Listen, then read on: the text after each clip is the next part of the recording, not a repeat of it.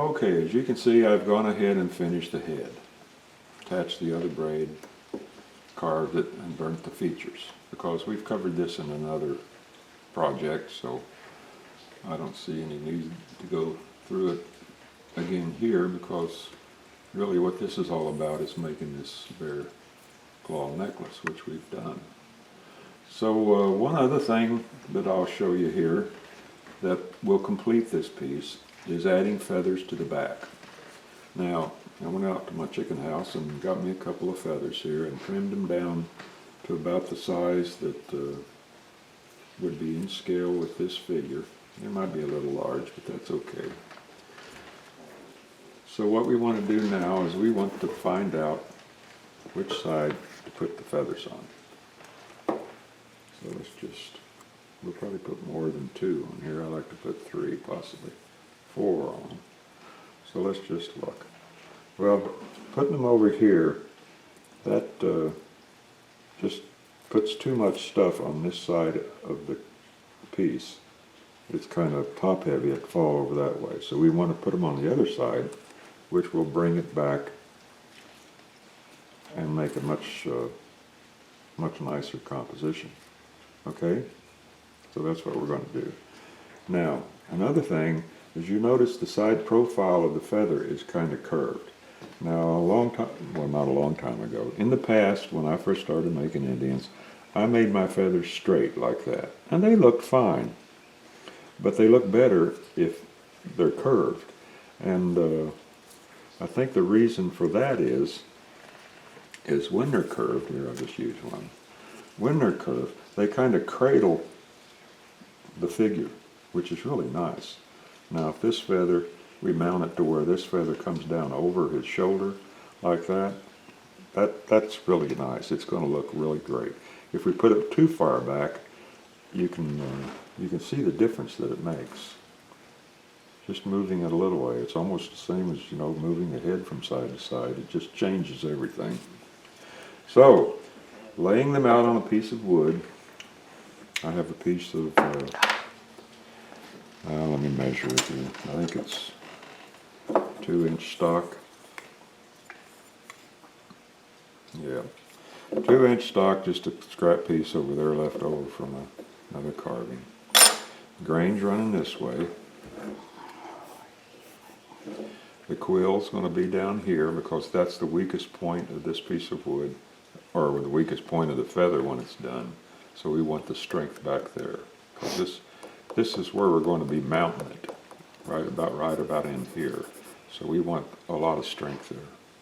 And then I just curve it down to the point, and that's going to give me a feather that's about that long, which is perfect. Okay, and the width is enough that it'll have enough scrap on there that I can whittle it away. Okay, so I'm going to go with the bandsaw and cut. I've got 4 of them outlined here, so that's what I'm going to cut out.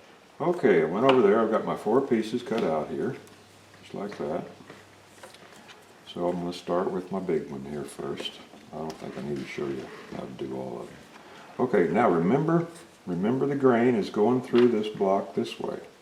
So knowing that, all the chips that come off this side will come off, if I whittle, will come off that way.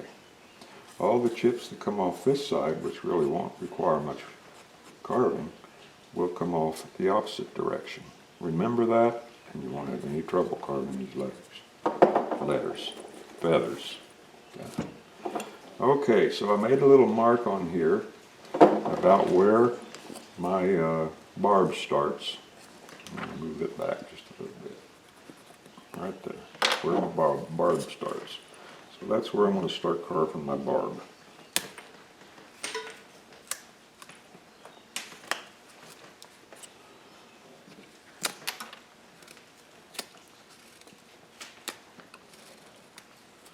And it won't matter if you get your barb off center, or not your barb, your quill. Sorry about that. Because if you can look at these feathers, the quill is off center with the shafts of the feather. Alright, so now we just round this out a little.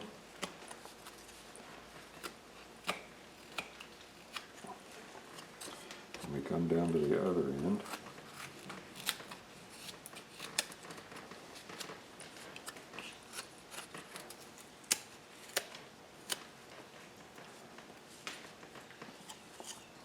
And we can make it a little thinner because it is a little wide there.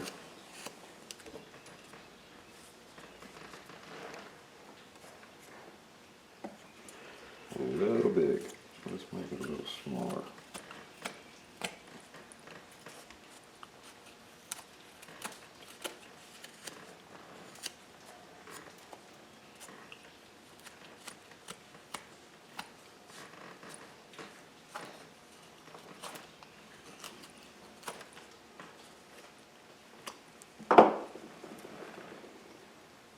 That looks good. Okay, now get you a shallow gouge right here on this side. Now remember, this curve, the grain on this side is going to come, or the wood's going to chip off this way. So knowing that, starting up here, see how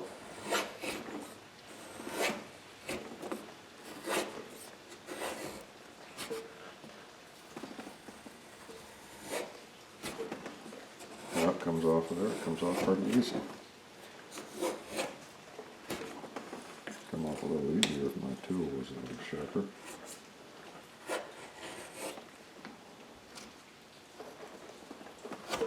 Basically what I'm doing back here is just dishing this out to give it a curve. Deeper in the center than it is out on the edge.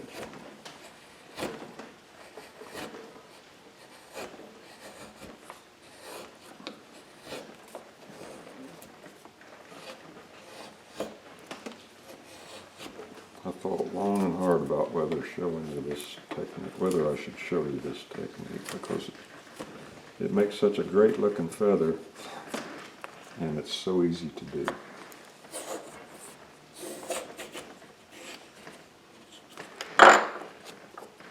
Okay, we've got the back done now. Now we do the front. Now see how the chips fall off there? So what I'm doing now is I'm whittling it down to that edge.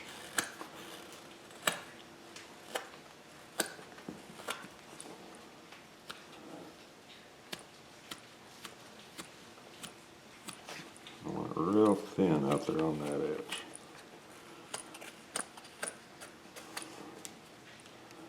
Now granted, once you get up here where you're running into the straight grain, and you might have to turn your knife around and go the opposite direction. Like that. As soon as you get away from that area, the chips come off like you originally planned it would.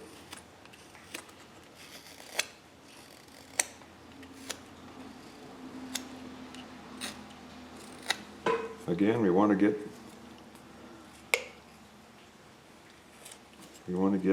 thin right here on the edge.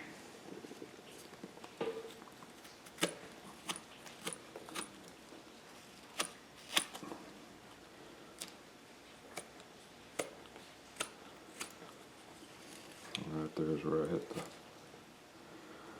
the limit of how the chips are going to fall.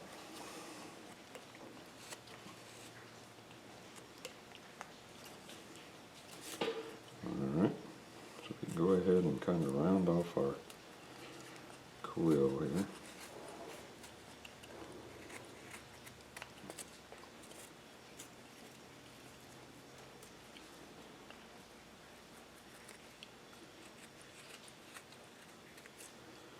Clean it up a little.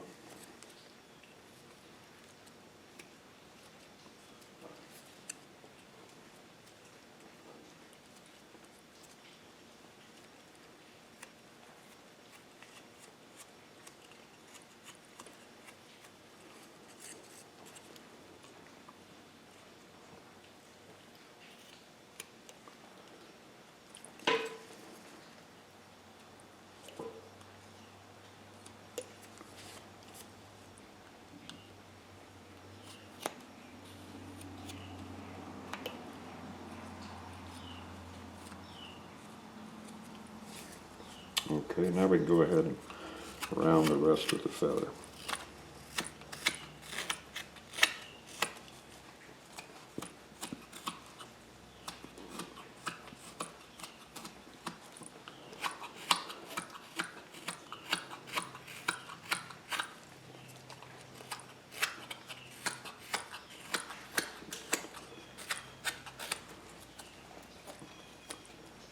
Every time I do this, I think back to the piece I did a couple years ago where I carved, I think there were about close to 30 individual feathers that I inserted individually on a head that had a war bonnet, because I just wanted to see how it would look. So you can imagine the time it took to do all that. Oh boy, I've hit a grain problem right there.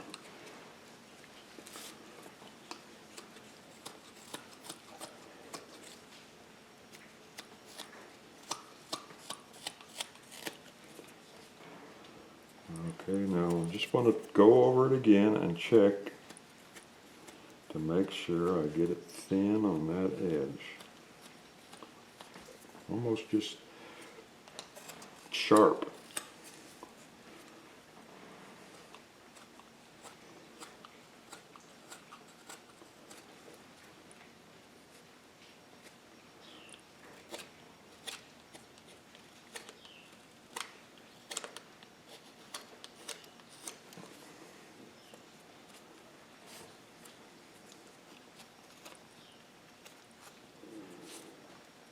Okay, so there's a nice feather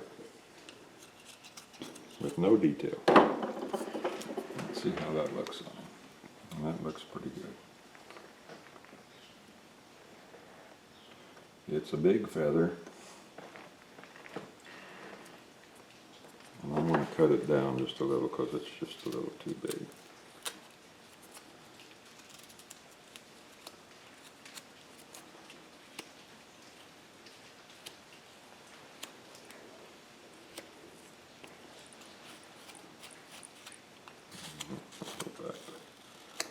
Thin the edge.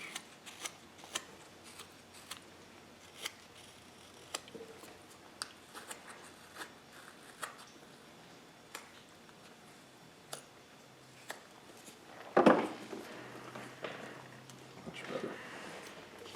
Okay, so we've got a feather now.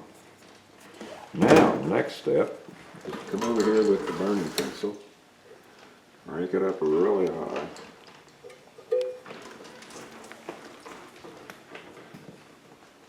And we're going to burn some breaks in the feather here.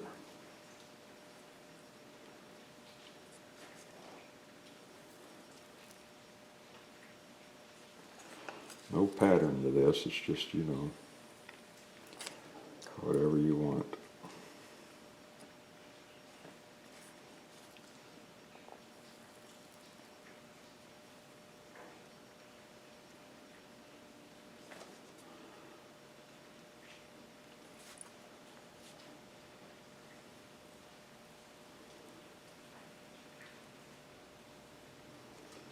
Looks good from that side, so we'll make sure you come back over here on the other side and finish it.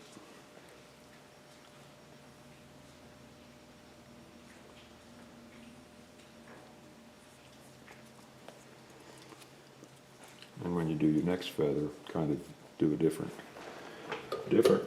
burn pattern than on this one.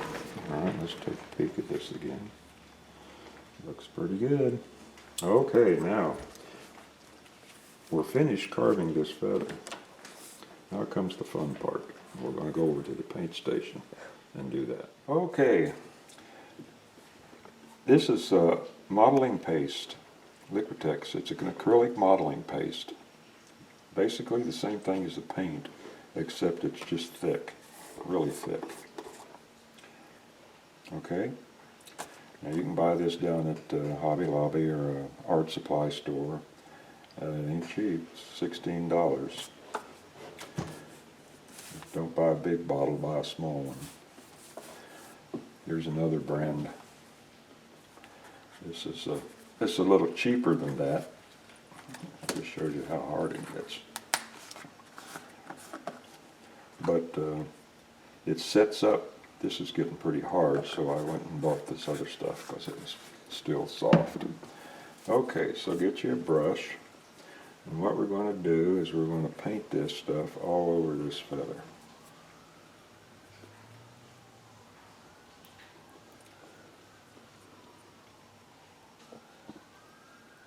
Here comes the feather piece, because I want to show you a quick way to make really nice feathers with a limited amount of effort.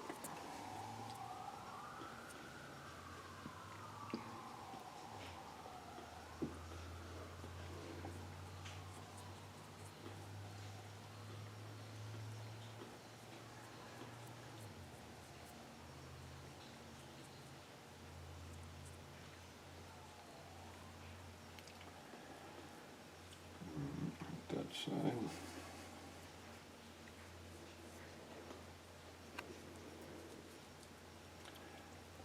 You don't want to get too much of this stuff on here, but you just want to get just enough, as you'll see here in the next step. Because if you get too much on there, it's going to ball up on you, then it's not going to look good. But brush it out really good, because you want it to adhere to that wood.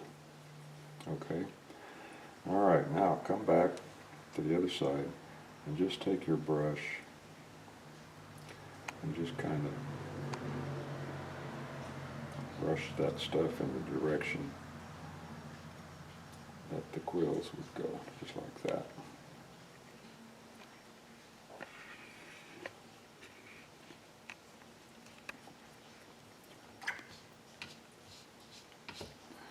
And get you some water. Not a lot of water. Just enough to soften it up.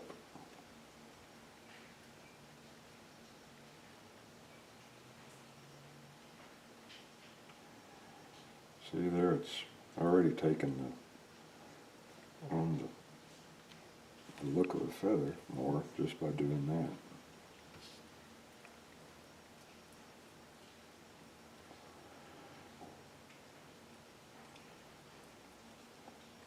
Okay. Toothpick. Okay. Take your toothpick. Remember, just you've got an imaginary line which runs right down the center of that where the quill is. Take your toothpick, and the surface is wet. Lay your toothpick down real shallow and just start making lines. Keep them close together.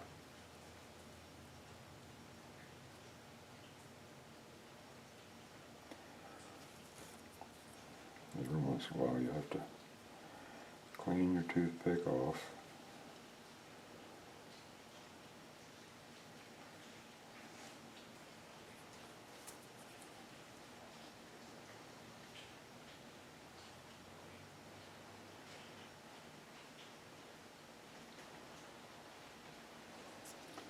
And go back over on the other side.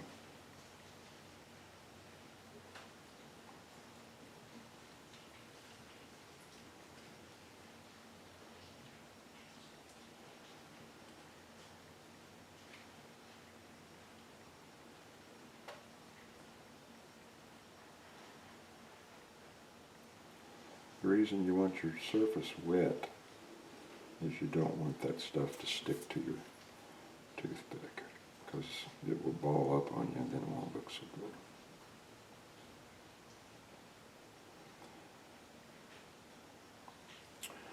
Okay, we got that. Now just take your toothpick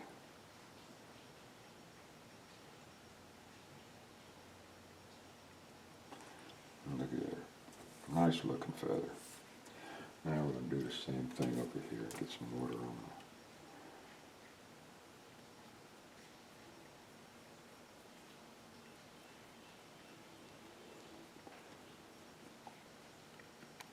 Right there. See, that's what I mean by balling up on you.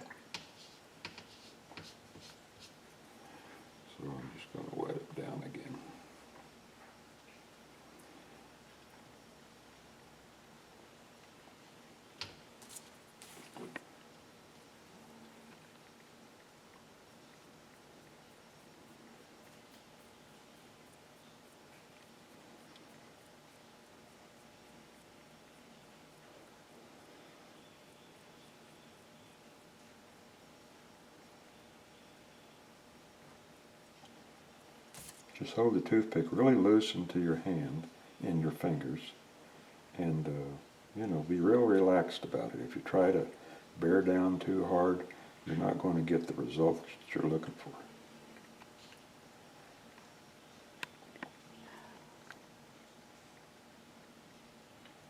See how it's not balling up at all now with the wet surface.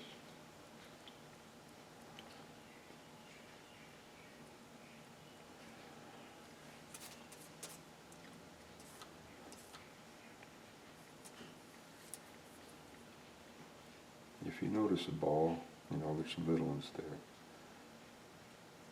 Just go back and just real gently wipe it away again. Take your toothpick and just draw your line. And there you have it. Oops, there's some left there I want to get rid of.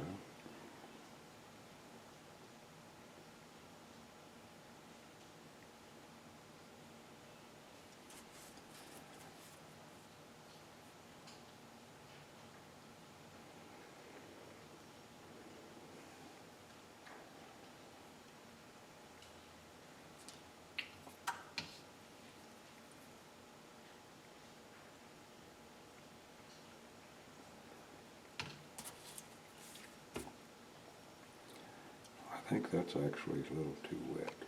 See the difference? See what happens when it's too wet? See how your lines won't hold? So what we're going to have to do is just wipe that off. Put some more on there.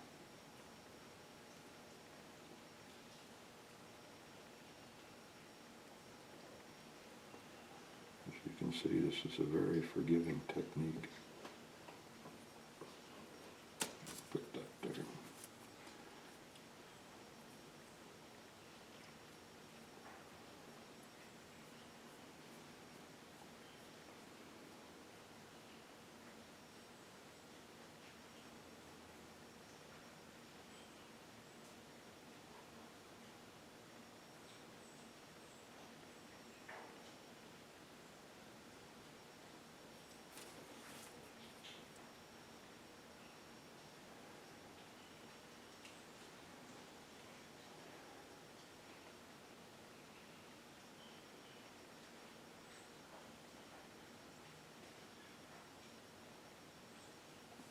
Okay, I'm going to stop.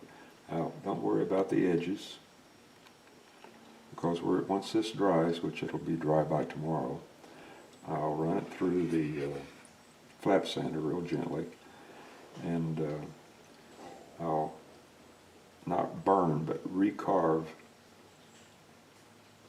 the burn areas that I made with my pen to get the crispness of those cuts back again, okay? So, I'm going to set this aside, stick it somewhere where it won't fall over. And the feather, although it looks thin, I guess you can see that, hopefully, it's still real, it's as thick as we started out in the center. So that's the strength of this. It's strong right here, and it's strong all the way down to the very tip here. And it's pretty strong too, because it's not completely cross-grained. It's got a slope to it, so it's got a lot of strength in there, all right? So again, I'm going to just get a clamp and clamp this thing till she dries, all right? So that's how I'll do this, and then we'll continue this on once I get the other feathers made and attach it to the head before we start painting. All right, so until then, I'll talk to you later.